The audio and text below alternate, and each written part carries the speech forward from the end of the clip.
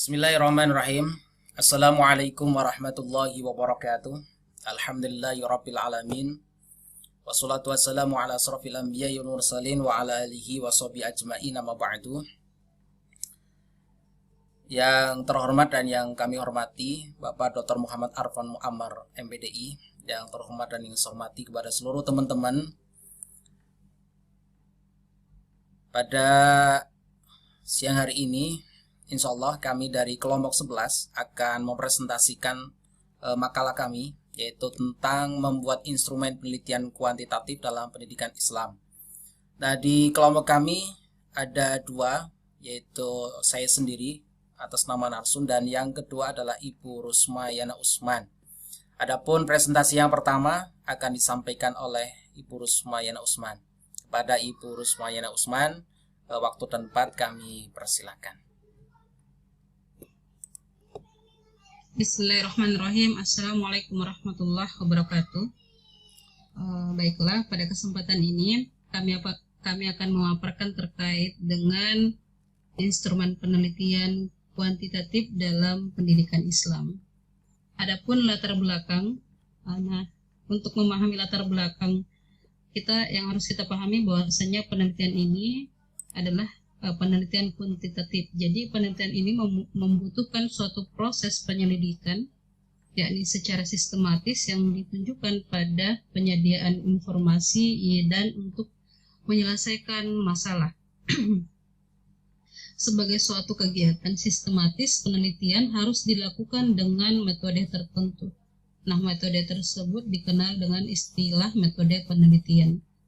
Adapun metode penelitian ini merupakan metode penelitian yang secara ilmiah yang dilakukan untuk mendapatkan data dengan tujuan atau kegunaan tertentu. Nah, cara ilmiah yang dilakukan di sini adalah harus didasarkan pada ciri-ciri keilmuan, yaitu rasional, empiris, dan sistematis. Kemudian dalam melaksanakan kegiatan penelitian, instrumen merupakan hal yang sangat integral dan termasuk dalam bagian komponen metode penelitian. Oleh karena itu, instrumen penelitian ini merupakan alat yang sangat penting untuk mengumpulkan data, baik itu memeriksa, menyelidiki suatu masalah yang sedang diteliti. Nah, instrumen yang baik itu harus memiliki validitas dan reliabilitas yang baik. Nah, untuk memperoleh instrumen yang baik pula, maka harus dilakukan uji coba atau validitas dan reliabilitas yang harus dibuat sesuai dengan kaidah-kaidah penyusunan instrumen. Selanjutnya, pengertian instrumen. Adapun pengertian instrumen adalah semua alat yang digunakan untuk mengumpulkan atau memeriksa atau menyelidiki suatu masalah. Nah, instrumen penelitian juga dapat diartikan sebagai alat untuk mengumpulkan, mengolah, menganalisa, dan menyajikan data-data secara sistematis serta objektif dengan tujuan untuk memecahkan suatu persoalan atau menguji suatu hipotesis. Jadi, semua alat yang bisa digunakan untuk mendukung suatu penelitian tertentu bisa disebut sebagai instrumen penelitian. Kemudian, adapun pengertian instrumen menurut para ahli, ya saya akan bacakan satu saja. Adapun menurut Suharsimi Arikunto pada tahun 2000 di halaman 134 menyatakan bahwa instrumen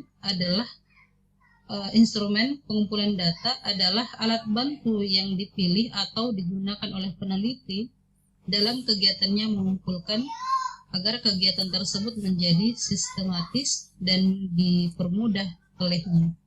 Kemudian instrumen penelitian untuk penelitian kuantitatif. Next. Adapun instrumen penelitian untuk penelitian kuantitatif, yakni yang pertama ada tes. Nah, tes di sini terbagi menjadi dua, yaitu ada tes listen dan juga ada tes tulisan. Kemudian ada berupa kuesioner atau angket, selanjutnya berupa interview atau wawancara, dan ada observasi atau pengamatan. Selanjutnya langkah-langkah penyusunan instrumen. Nah, untuk memiliki atau menggunakan instrumen yang baik, maka kita harus memahami dulu apa langkah-langkah daripada penyusunan instrumen tersebut. Yang pertama yang harus kita lakukan adalah mengidentifikasi variabel-variabel yang akan diteliti. Kemudian menjabarkan variabel tersebut menjadi dimensi-dimensi. Nah, selanjutnya mencari indikator dari setiap dimensi tersebut. Nah, selanjutnya setelah itu mendeskripsikan kisi-kisi instrumen. Nah, setelah mendeskripsikan kisi-kisi instrumen, dilanjutkan merumuskan item-item pertanyaan atau pernyataan instrumen. Nah, setelah itu dilakukan petunjuk bagaimana cara pengisian instrumen tersebut.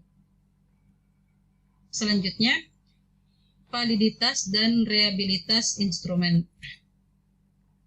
Jadi instrumen yang baik adalah instrumen yang dilakukan validitas dan reliabilitas. Nah, semua instrumen yang baik itu berupa tes maupun non-tes, harus melakukan dua syarat tertentu tadi, yaitu valid dan reliable. Nah, valid di sini yang dimaksud adalah akurat, yakni secara akurat mengukur objek yang akan diukur. Sedangkan reliable berarti harus hasil pengukurannya itu konsisten dari waktu ke waktu. Nah, selanjutnya adapun valid dan reliabilitas menurut para ahli, ya di sini dipaparkan menurut Ibnu Hajar pada tahun 1996 di halaman 160 menyatakan bahwa kualitas instrumen ditentukan oleh dua karakter utama atau kriteria utama. Yang pertama adalah validitas dan yang kedua adalah reliabilitas. Nah, validitas suatu instrumen menurutnya menunjukkan seberapa jauh ia dapat mengukur atau apa yang hendak dia ukur. Jadi menurut Ibnu Hajar di sini instrumen yang baik itu harus jelas atau valid apa yang akan diukur. Sedangkan reliabilitas ialah menunjukkan tingkat konsisten dan akurasi hasil pengukuran. Jadi instrumen yang digunakan itu adalah valid dan reliable. Selanjutnya, adapun menurut ahli lain mengemukakan bahwa validitas instrumen didefinisikan sebagai sejauh mana instrumen itu merekam atau mengukur apa yang dimaksudkan untuk direkam atau diukur. Sedangkan reliabilitas instrumen merujuk kepada konsisten hasil perekaman data atau pengukuran instrumen yang digunakan oleh peneliti. Next. Kemudian menurut para ahli yang lain, reliabilitas mempunyai 3 dimensi. Nah, yang pertama adalah stabilitas, kemudian yang kedua adalah ekivalensi, dan yang ketiga adalah konsistensi. Nah, hal itu merupakan bagian dari instrumen penelitian yang baik.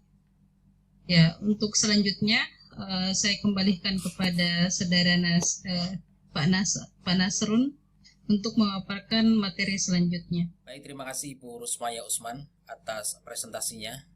Kemudian untuk selanjutnya yaitu tentang pengujian validitas instrumen dan reliabilitas instrumen. Di sini ada 3 jenis pengujian validitas instrumen menurut Sugiono, bahwa pengujian instrumen itu ada 3.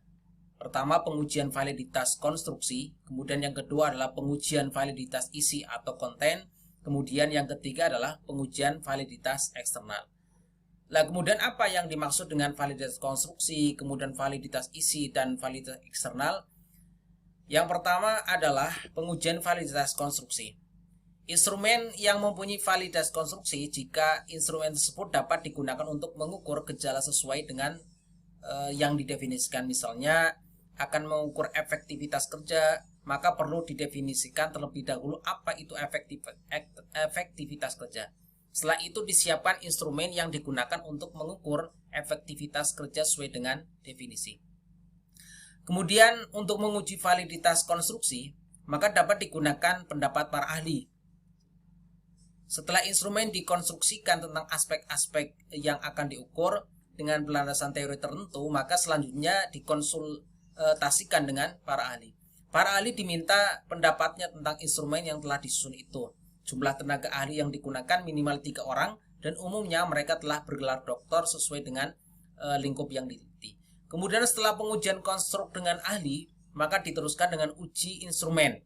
Setelah data ditabulasi, maka pengujian validitas konstruksi dilakukan dengan analis faktor, yaitu dengan mengkorelasikan antar skor item instrumen.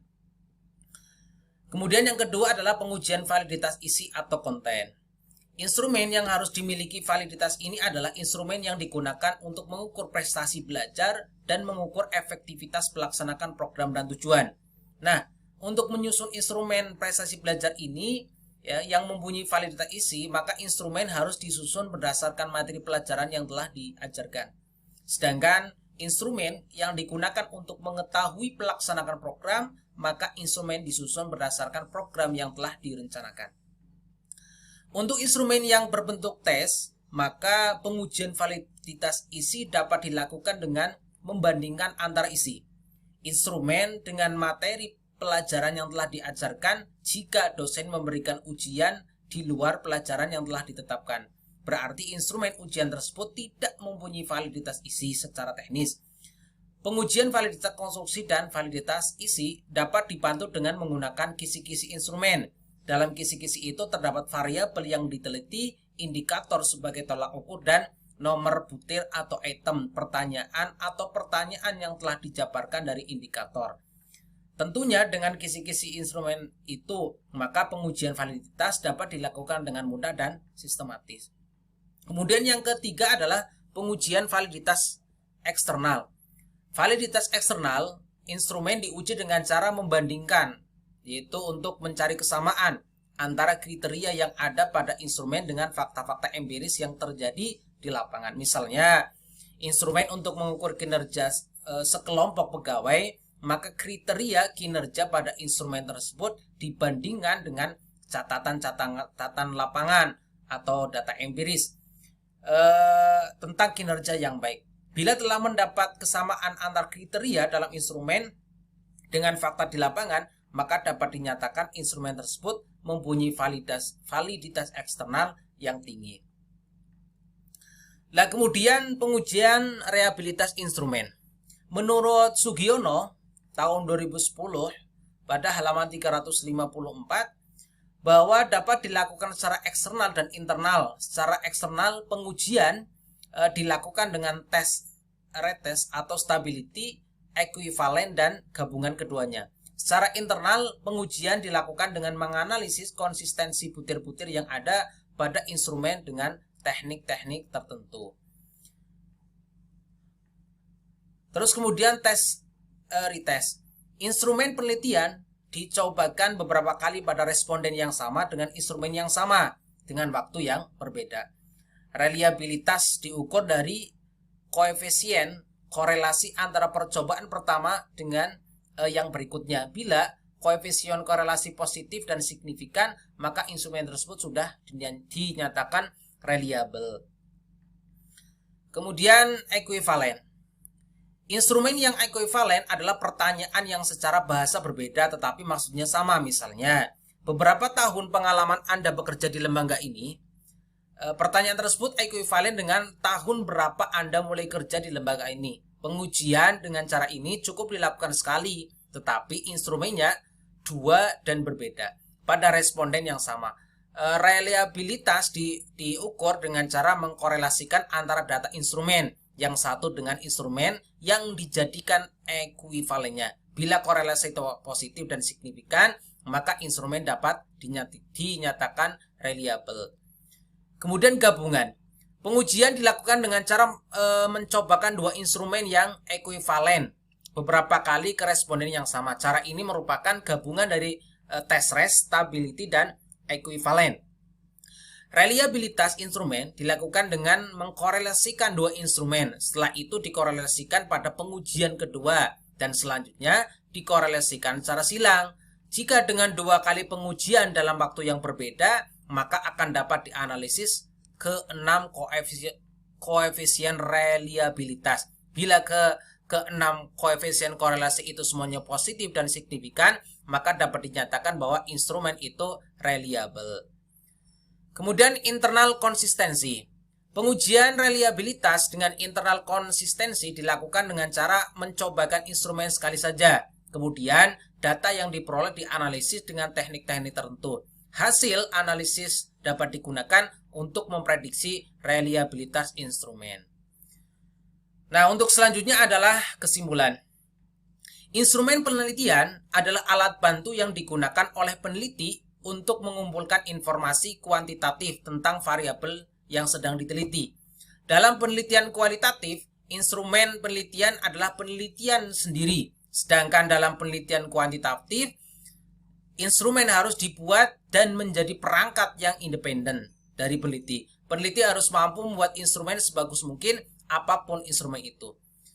Kemudian 6 langkah dalam penyusunan instrumen penelitian, yaitu yang pertama adalah mengidentifikasikan variabel-variabel yang diteliti. Kemudian yang kedua menjabarkan variabel menjadi dimensi-dimensi. Kemudian yang ketiga mencari indikator dari setiap dimensi. Yang keempat adalah mendeskripsikan kisi-kisi instrumen. Yang kelima merumuskan item-item pertanyaan atau pernyataan instrumen. Yang keenam adalah petunjuk pengisian instrumen. Semua instrumen, baik yang tes maupun non-tes, harus memiliki 2 syarat, yaitu valid dan reliable. Valid berarti instrumen secara akurat mengukur objek yang harus diukur. Reliable berarti hasil pengukuran konsisten dari waktu ke waktu. Demikian Bapak Ibu semuanya, teman-teman dan khususnya Bapak dosen, presentasi dari kami. Kami mohon maaf barangkali dalam penyampaian banyak salah, banyak kekurangannya. Kami mohon maaf yang besar-besarnya. Akhirul kalam, wassalamualaikum warahmatullahi wabarakatuh.